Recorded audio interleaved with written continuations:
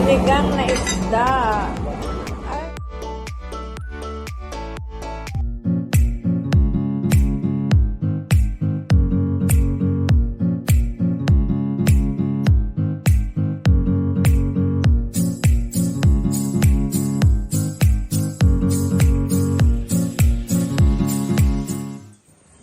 Wow, ganda naman ng view. Good morning, Bicol.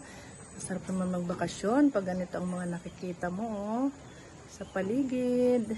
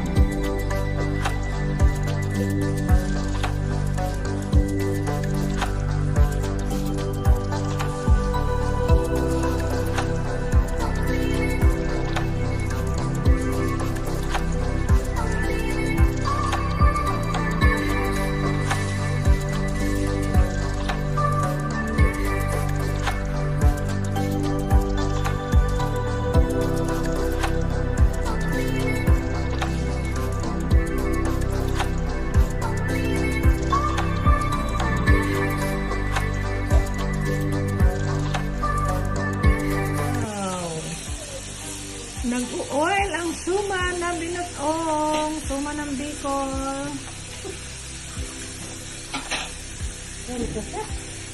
Yan ang pinagbabawal sa Sumang gata. mga opera.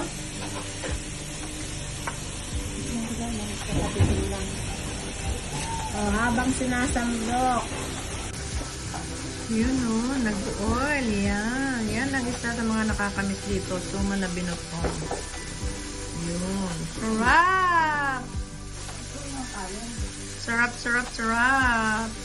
Pagkulti na lang nga po nito. Lalaki ko lang dito ang kanin.